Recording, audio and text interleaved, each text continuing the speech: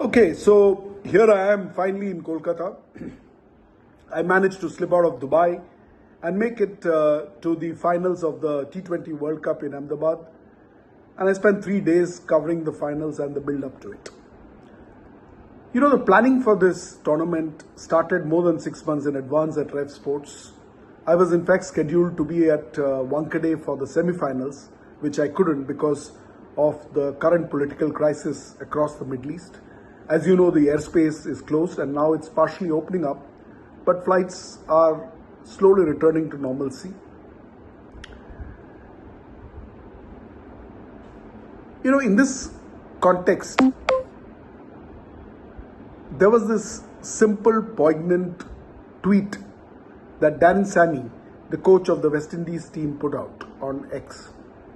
He said, "I just want to go home."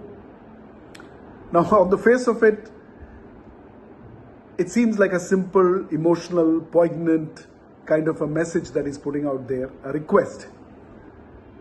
And one can understand that.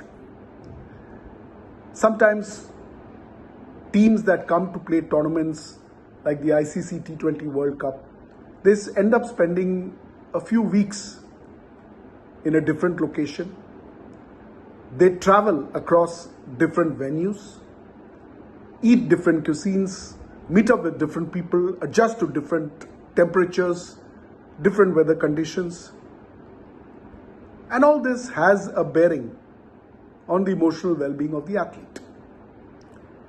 Now, at the Super 8 stage, the West Indies team were knocked out of the T20 World Cup, and it took more than a week for them to fly out. They were completely stranded, and before them, the Zimbabwe team was also stranded. You can well imagine that it's only fair, it's only their due that after so many weeks of playing around, they get that opportunity to travel back, rest, recuperate, and spend time with their families and loved ones. Now, it was not just the cricketers alone. PV Sindhu was on her way to the All England Badminton Championships at Birmingham. She got stranded at Dubai, she and her coach. And she tried to get through, but there was no way out. And so finally she had to return back to India and pull out of the tournament. There have been other tournaments that have been impacted by the current political crisis. I do know that a few ATP tennis tournaments have been impacted, a Formula One event, and quite a few other tournaments across the globe. The Middle East is such a crucial hub when it comes to travel that it's obviously going to impact the logistics for various tournaments. So, on the one hand, you know, there is this human, there is this emotional aspect that athletes are also human beings, and the bare minimum that they expect is an ability to wrap up a tournament and go back to their homes and to their families. It seems only fair. Sometimes on a long tour, you hear about a cricketer traveling back for the birth of their son, or in certain times when a loved one is seriously unwell, they need to go back. Imagine if a crisis breaks out of that situation, what do they do? So while one aspect of it is to think about the human side of it, or the humane side of it, if I could put it that way, the other way to think about it is that today modern sport has become a very complex logistical exercise.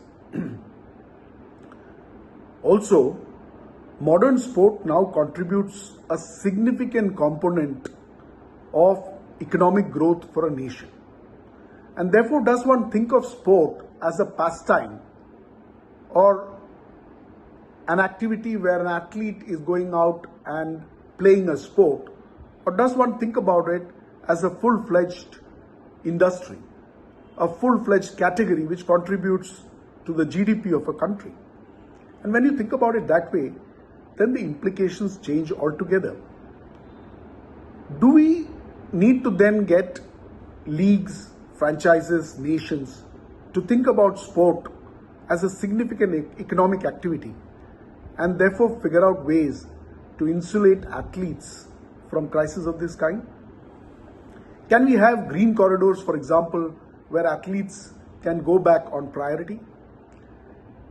Can we have conventions where athletes are immune to such crises and they get top priority when it comes to getting stranded and getting rescued? Is that a possibility?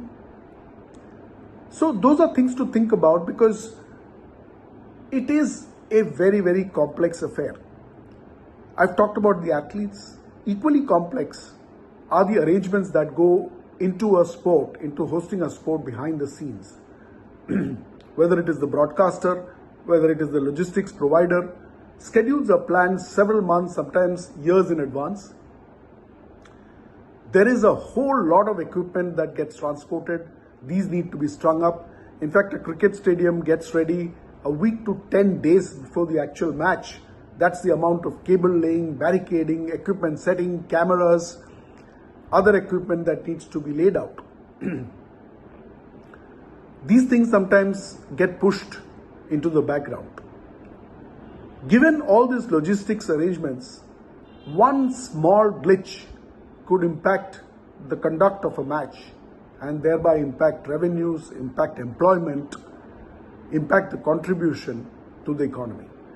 And therefore, is it now time for us to think about sport, not just as sport, but as a significant contributor to the economic growth of a nation?